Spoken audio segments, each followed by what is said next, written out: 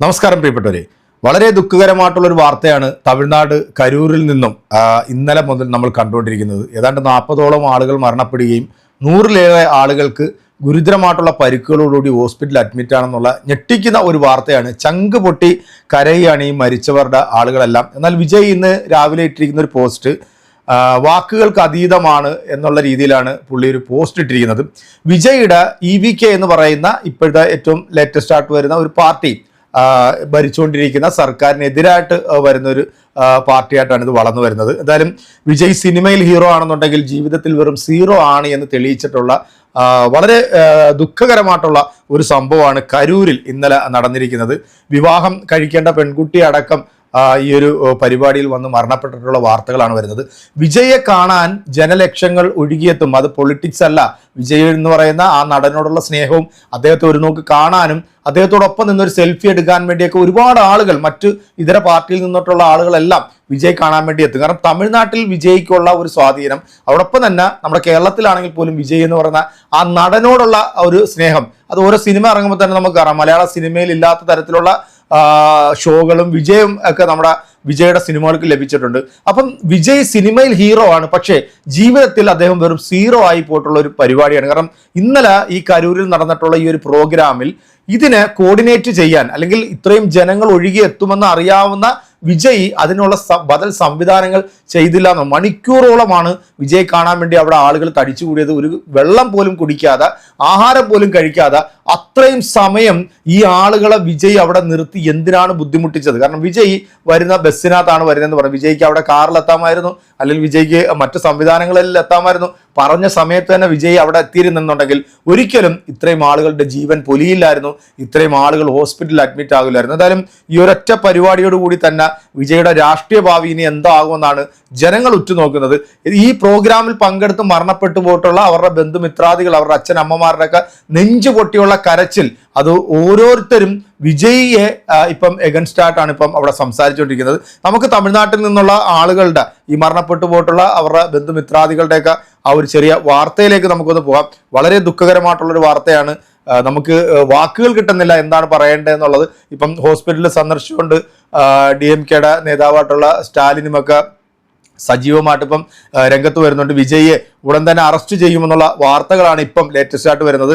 പ്രധാനമന്ത്രി അടക്കം എല്ലാവരും ഈ ഒരു വിഷയത്തിൽ അപലപിച്ചുകൊണ്ടാണ് വന്നിരിക്കുന്നത്. എന്തായാലും പൊളിറ്റിക്സിൽ വിജയ് സീറോ ആണ് എന്ന് തെളിയിക്കുന്ന ഒരു നിമിഷത്തിലൂടെയാണ് നമ്മളെല്ലാവരും ഇപ്പം കടന്നു പോകേണ്ടത്. എന്തിനാണ് വിജയ്ക്ക് ഈ രാഷ്ട്രീയ ജീവിതം? അദ്ദേഹത്തിന് സിനിമ ചെയ്ത് ജനഹൃദയങ്ങൾ കീഴടക്കി അദ്ദേഹം ഇങ്ങനെ മുന്നോട്ട് പോയാൽ മതിയായിരുന്നു എന്നാണ് എൻ്റെ വ്യക്തിപരമായിട്ടുള്ള അഭിപ്രായം. കാരണം ഇന്ത്യയിൽ നിന്നിപ്പോൾ രാഷ്ട്രീയ പാർട്ടികളെ കൊണ്ട് നടക്കാൻ പറ്റാത്ത ഒരു സാഹചര്യം. കാരണം 10 പേര് കൂടിയാൽ ഒരു രാഷ്ട്രീയ പാർട്ടി ഉണ്ടാക്കുന്ന ഒരു രീതിയിലേക്കാണ് ഇന്ന് നമ്മുടെ ഇന്ത്യൻ പൊളിറ്റിക്സ് തന്നെ പൊയ്ക്കൊണ്ടിരിക്കുന്നത്. എന്തായാലും നമുക്ക് അവിടുത്തെ ജനങ്ങളുടെ ആ അഭിപ്രായം ഒന്ന് കേൾക്കാം.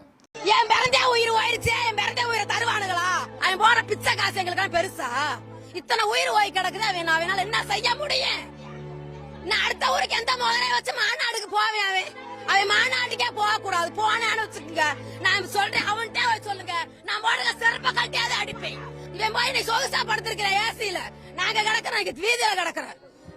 நாங்க வீதியில கிடக்குறோம். என் பாப்பான எங்க குடும்பத்தை அரசியல் பண்ணுங்க வேணான்னு சொல்ல, அதுக்காக கூட்டத்தை கூட்டி இந்த மாதிரி நெருக்கடி பண்ணி மற்றவங்களுக்கு மாசு காட்டி மற்றவங்க இருக்கிறவங்க எல்லாம் சாக வச்சு நீங்க அரசியல் பண்ணுங்கிறது என்னங்க இருக்குது? அப்பாவே இல்லைங்களா? நீங்க 8:45 நாமக்கல் வர சொல்லிருக்காங்கல்ல, அப்ப 8:45 நீங்க சென்னையில கிளம்புனீங்கன்னாக்கா அப்ப கூட்டம் கூடட்டும், இப்படி நெருக்கடி பட்டு சாகட்டும் அப்படிங்கிறதுக்காக நீங்க அங்கேயே இருந்தீங்களா? நீங்க டயத்துக்கு வந்திருந்தீங்கன்னாக்கா இந்த மாதிரி ஓரளவுக்கு நல்ல இதா இருக்கும்ல. என் 2 பிள்ளைங்களும் போயிருச்சு. விஜய் பார்க்க வந்து 2 பிள்ளைங்களும் போச்சு. என் கூட வந்து எங்க அக்கா இருந்து போயிட்டாங்க. எதுனாலன்னு கேக்குறேன், எதுனாலன்னு தான் கேட்குறேன், வேற ஒன்றும் இல்லை. எங்கள் அக்கா போயிடுச்சு. நான் இப்பயும் நான் சொல்கிறேன், அடுத்து நீங்கள் மறுபடியும் ப்ரோக்ராம் பண்ணுவீங்க, அடுத்து வேற எந்த ஊர்லேயோ தமிழ்நாட்டில் எத்தனையோ டிஸ்ட்ரிக்ட் இருக்குது, எல்லா பக்கமும் பண்ணுவீங்க, அங்கேயாவது பாதுகாப்புடுங்க. எங்கள் அக்கா செத்துட்டாங்க, அந்த ஆதவம் எனக்குள்ளே இருக்கு. நீங்கள் அடுத்து எங்கே வேணால் பண்ணுங்க, அங்கேயாவது பாதுகாப்பாக பண்ணுங்க. இது வந்து எங்க அக்கா செத்தாங்கன்னு சொல்ல, எல்லாரும் நல்லா இருக்கணும்ன்றதுக்காக நான் சொல்றேன், அவ்வளவுதான். கேக்குற யார நம்பி இவங்க போறானுங்க? யாரு விஜய்? யாரியா விஜய்? யாரியா விஜய்? அது கேக்குற நடிகையா? நாளைக்கு போவாரு, அவர் பாட்டுக்கு போவாரு, அவர் பாட்டுக்கு படத்துல நடிக்க போவாரு. எனக்கு அரசியலே வேணாம் போங்கயா அப்படின்னு படம் நடிக்க போயிடுவாரு. நீங்க எங்க போறீங்க? உன் குழந்தை இப்ப போச்சே, தருவாங்களா? கூட இருந்தவங்க போயிட்டாங்களே, தருவாங்களா? எத்தனை மணில நின்று இருக்கீங்க கரூர்ல? ஏன் நாங்க நிகழ்ச்சி ஏன் சொல்றோம்? இதே திருப்பி நான் சொல்றேங்க, அந்த கரூர் கூட்டத்துல விஜயோட பையனோ விஜயோட வைஃபோ இருந்திருந்தால் விஜய் அவ்வளவு லேட்டா வந்திருப்பாரா? எங்க கூட இருக்கணுங்க முதல்ல. விஜய் வந்திருப்பாரா லேட்டா? என் வைஃபோ என் பசங்களும் அங்க கும்பல இருக்கிறாங்கயா, பஸ்ல எங்க நிறுத்தாத, நான் கார்ல வந்துடுறேன், சைட்டா எங்க மீட்டிங் ஸ்பாட் நாங்க வந்துடுறேன், நீ மீட்டிங் ஸ்பாட் பக்கத்துலயே பஸ் போட்டு வை. இதுதான்ப்பா இத்தனை பண்ணிருப்பாரு. ஆனா அங்க இருக்கிறது யாரோ தானே, நான் வந்து எனக்கு கூட்டத்தை காட்டினேன், சாவு செத்து நான் அப்படிதான் வருவேன். நான் பேசுறது நீங்க எல்லாம் நான் பேசுறதுக்கு வர நினைச்சிருக்கீங்களா? நான் எதுக்கு வந்திருக்கேன்? கூட்டத்தை காட்டுறது, ரோட் ஷோ. என் கெத்து பாத்தியா, என்ன பார்க்க எவ்வளவு பேர் வராங்க பாத்தியா அப்படின்னு ரோட் ஷோ பண்றதுக்காக வந்தால் இதுதான் நிலைமை. நானும் கூட தாப்பா இருந்தேன். ரிட்டர்ன் வர்றப்ப தாப்பா செத்துட்டாங்க 2 பேரும். 6:30 மணிக்கு பேசணும். செல்ஃபி இருக்குது பேசுறேன். 6:30 மணிக்கு நான் கும்பலா இருக்கு வந்துருங்க, நாங்க பத்திரமா தான் நிக்கிறோம், வந்துருவோம் அப்படின்னாங்க. செய்தி பார்த்துட்டு தான் நானே போனேன். அடுத்த மாசம் கல்யாணம் போயிட்டாங்க, 2 பேருமே போயிட்டாங்க. என் பையன் தப்பிச்சுக்கிட்டியா, 3 பேரும் தான் போனாங்க வண்டியில. பையன் தப்பிச்சுக்கிட்டியா, அவங்க 2 பேரும் போயிட்டாங்க. என் பிள்ளைய ஆசையா வளர்த்து பார்த்து வளர்த்து என் பிள்ளைய பறி கொடுத்துட்டப்பா. என்ன மாதிரி எத்தனை பேர் இருப்பாங்க வந்து கதறாங்க. ஒரு பாதுகாப்பும் இல்லாம போய் இந்த விஜய்னு எல்லாரும் செத்துட்டாங்களே. செல்லுல போட்டோலாம் இருக்கு, செல்ஃபி எடுத்த போட்டோ இருக்குப்பா. கடைசியா அவங்க எடுத்தது சந்தோஷமா எடுத்தாங்கப்பா. என் மாப்பிள்ள, என் பையன், என் புள்ள 3 பேரும் எடுத்து போட்டா. ஐயோ என் பையன் நாங்க 3 பேரும் தான் போனாங்க. என் பையன் 3 பேரும் தான் போனாங்க ஆஸ்பத்திரியில இருந்துட்டு.